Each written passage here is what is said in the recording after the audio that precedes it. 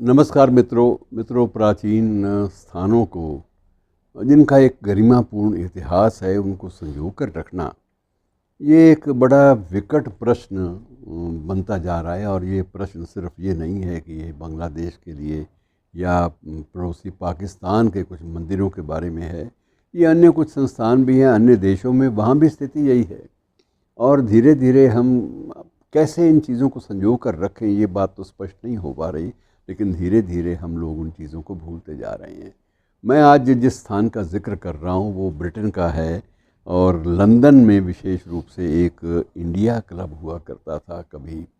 ये स्वाधीनता प्राप्ति से पहले, अर्थात स्वाधीनता संघर्ष के दिनों में, इस क्लब की एक अपनी ही रौनक हुआ करती थी, अपनी गरिमा हुआ करती थी। और एक बार मुझे भी अवसर मिला और करीब से देखने का, और वास्तविक स्थिति ये है कि वहाँ की कि उस क्लब में एक समय पर जितने भी भारतीय स्वाधीनता संग्राम में भाग लेने वाले लोग होते थे, वहाँ अक्सर जब भी वो किसी भी डेलीगेशन के रूप में, प्रतिनिधि मंडल के रूप में ब्रिटेन में जाते, लंदन जाते, तो वहाँ ज़रूर वो जाकर बैठते, चर्चा करते आपस में। और अब भी उस इंडिया क्लब, जिसे इंडिया क्लब का नाम दिया गया था, वहाँ पर बहुत सारी पुरानी निशानियाँ मौजूद रही हैं बहुत देर तक। अब क्या होगा ये कुछ नहीं कहा जा सकता। वहाँ वो एक टेबल भी है, ऐसे मेज़ें भी हैं जिनके बारे में कहा जा सकता था कि ये मेज़ पे पंडित जवाहरलाल नेहरू आकर बैठा करते थे। और वो तुलसी वाली चाय, उनको एक ख़ास किसी ने बताया था कि आपका गला गुला ठीक रहेगा, बाहर जब भी जाओ लंदन में तुलसी वाली चाय। तो जब भी वो आते, इंडिया क्लब में बाकायदा तुलसी वाली चाय उनके लिए बनती। कृष्णा मेनन का वो बड़ा प्रिय स्थल था, वो तो कुछ देर कहा जाता है कि वो सेक्रेटरी भी रहे उस क्लब के। और उनकी पहचान थी ब्लैक कॉफ़ी, और वो काली कॉफ़ी बिना दूध वाली वो पिया करते थे। और अक्सर उनके बारे में ये भी था कि कॉफ़ी का पीने का उनका अपना एक कीर्तिमान हुआ करता था। दिन में कई बार 35-40 कप तक पी जाया करते थे। अब ये कैसे पीते थे, अब यह आजकल तो किसी में इतनी सामर्थ्य भी, फिजिकली भी, शारीरिक रूप से भी नहीं होगी। लेकिन ये एक परंपरा थी कि जितने भी वहाँ नेता लोग, हमारे दादा भाई नौरोजी या लोग जाते थे, वो इंडिया क्लब में ज़रूर जाते थे। दो जगह होती थी, एक इंडिया हाउस, एक इंडिया क्लब। इंडिया हाउस तो अब मौजूद है, लेकिन इंडिया क्लब जो है अब उसको बंद कर दिया गया है। अब जब बंद हुआ है तो ये तकलीफ़ होती है, इसलिए कि उसके साथ एक पूरा इतिहास जुड़ा हुआ है।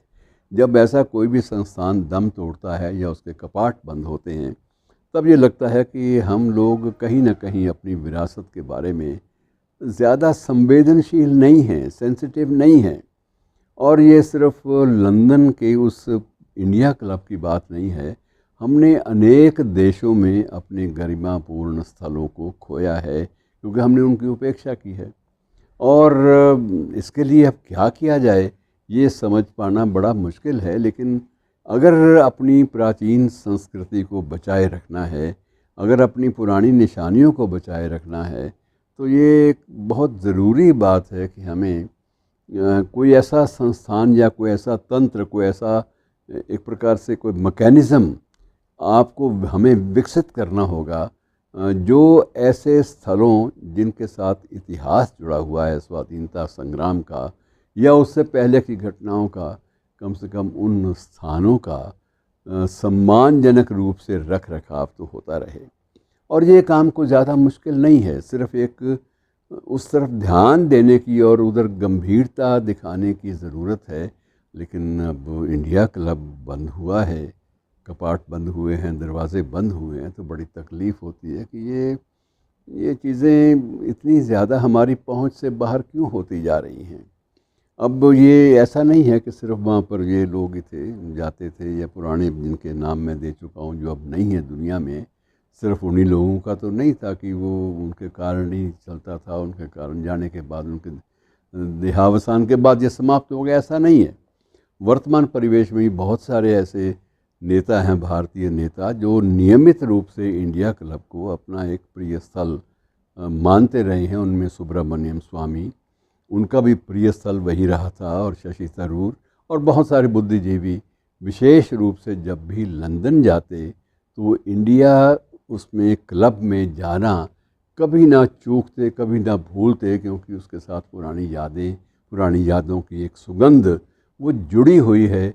और मित्रों, ऐसे संस्थानों को किसी ढब बनाए रखना ये बहुत ज़रूरी है। हम किस रूप में बनाए रखें ये अभी निश्चित तो नहीं है, लेकिन हमें इस बारे में सोचना ज़रूर चाहिए। शुक्रिया।